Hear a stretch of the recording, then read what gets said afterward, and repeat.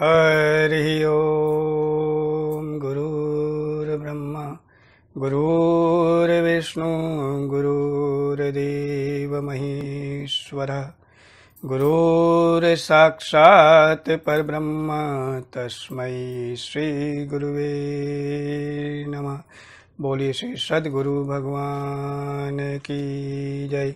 बोलिए श्री गणपति महाराज की जय। कर्पूर गौरम करुणावतारम संसार सारम भुजगेन्द्रहारम सदा वसन्तं हृदयारविन्दे भवां भवानी सहितं नमामि। बोलिए श्री गौरी शंकर भगवान की जय। हरि ओम। आइए आज हम श्री श्रावण मास महात्म्य के अंतर्गत 18वें अध्याय का श्रवण करें। 17वें अध्याय में अष्टमी और नवमी तिथि का वर्णन था और इस 18वें अध्याय में 10वीं तिथि का वर्णन है। इस तिथि को अत्यंत पुण्यदायक माना गया है। सनत कुमार जी बोले, हे भगवान, हे पार्वतीनाथ, हे भक्तों पर अनुग्रह करने वाले, हे दया सागर, अब आप 10वीं तिथि का महात्म्य बताएं। महादेव बोले, हे सनत कुमार, श्रावण मास में शुक्ल पक्ष की 10वीं तिथि से यह व्रत प्रारंभ करें। इस श्रावण मास की शुक्ल पक्ष की 10वीं तिथि को आशा दशमी कहते हैं। पुनः प्रत्येक महीने में शुक्ल पक्ष की 10वीं तिथि को यह व्रत करें। इस तरह 12 महीने में इस उत्तम व्रत को करके बाद में श्रावण मास में शुक्ल पक्ष की 10वीं तिथि पर इसका उद्यापन करें। राज्य की इच्छा रखने वाले राजपुत्र, कृषि के लिए कृषक, व्यवसाय के लिए वैश्य पुत्र, पुत्र प्राप्ति के लिए स्त्री, धर्म अर्थ काम की सिद्धि के लिए सामान्य जन, श्रेष्ठ वर की अभिलाषा रखने वाली कन्या, यज्ञ करने की कामना करने वाले ब्राह्मण श्रेष्ठ, आरोग्य के लिए रोगी और दीर्घ काल तक पति के प्रदेश रहने पर उसके आने के लिए पत्नी, इन सबको तथा इसके अतिरिक्त अन्य लोगों को भी इस 10वीं व्रत को करना चाहिए। जिस कारण से जिसे कष्ट हो तब उसके निवारण हेतु उस मनुष्य को यह व्रत करना चाहिए। श्रावण में शुक्ल पक्ष की 10वीं के दिन स्नान करके देवता का विधिवत पूजन करके घर के आंगन में 10 दिशाओं में पुष्प पल्लव चंदन से अथवा जौ के आटे से अधिदेवता की सहस्त्र वाहन युक्त स्त्री रूपा शक्तियों का अंकन करके नक्त वेला में 10 दिशाओं में उनकी पूजा करनी चाहिए। घृत मिश्रित नैवेद्य अर्पण करके उन्हें पृथक पृथक दीपक प्रदान करना चाहिए। अब ये प्रश्न होता है कि 10 दिशाएं कौन कौन सी हैं?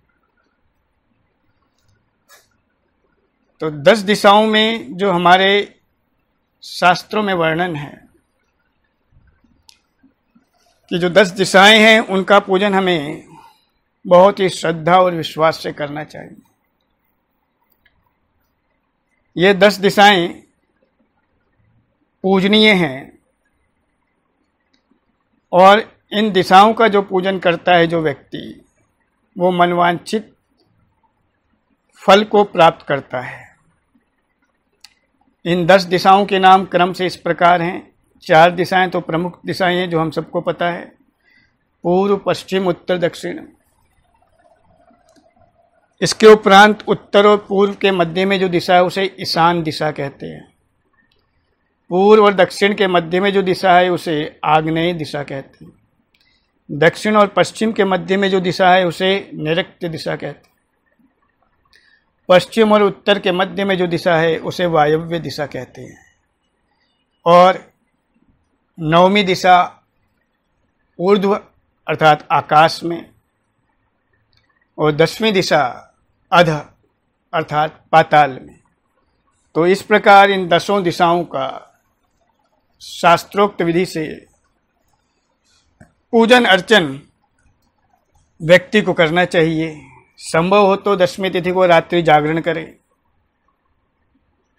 फिर प्रातःकाल पुनः पूजन करके इस व्रत को संपूर्ण करना चाहिए। इस विधि से व्रत को करके क्षमा प्रार्थना तथा प्रणाम करके मित्रों तथा प्रिय बंधुओं को साथ लेकर भोजन करना चाहिए। हेतात जो मनुष्य इस विधि से आदर पूर्वक 10वीं व्रत करता है वह सभी मनोवांछित फल प्राप्त करता है। विशेष रूप से स्त्रियों को इस सनातन व्रत को अवश्य करना चाहिए, क्योंकि मनुष्य जाति में स्त्रियां अधिक श्रद्धा कामना परायण होती हैं, और आस्तिक जनों को भी इस व्रत को करना चाहिए। ये मुनिश्रेष्ठ धन प्रदान करने वाले, यश देने वाले, आयु बढ़ाने वाले तथा सभी कामनाओं का फल प्रदान करने वाले इस व्रत को मैंने आपसे कह दिया। तीनों लोकों में अन्य कोई भी व्रत इसके समान नहीं है। हे ब्रह्मपुत्रों में श्रेष्ठ, वांछित फल की कामना करने वाले जो मनुष्य 10वीं तिथि को 10 दिशाओं की सदा पूजा करते हैं, उनके हृदय में स्थित सभी बड़ी बड़ी कामनाओं को वे दिशाएं फलीभूत कर देती हैं। इसमें अधिक कहने से क्या प्रयोजन। हे सनत कुमार, यह व्रत मोक्षदायक है, इसमें संदेह नहीं करना चाहिए। इस व्रत के समान ना कोई व्रत है और ना तो होगा। इस प्रकार 18वां अध्याय संपूर्ण हुआ। बोलिए श्री गौरी शंकर भगवान की जय। हरि ओम। श्री आह्वानम न जानामि न जानामि विसर्जनम, पूजां चैव न जानामि सम्यतां परमेश्वरी, मंत्रहीनं क्रियाहीनं भक्तिहीनं सुरेश्वरी, यत् पूजितं मया देवी परिपूर्णं तदस्तु मे, परिपूर्णं तदस्तु मे, परिपूर्णं तदस्तु मे। जय जय श्री राधे, जय जय श्री राधे, जय जय श्री राधे श्याम। आज के आनंद की जय, जुगल जोड़ी सरकार की जय। श्री विष्णवे नमः, श्री विष्णवे नमः, श्री विष्णवे नमः, श्री हरे नमः, श्री हरे नमः, श्री हरे नमः। बहुत बहुत आभार।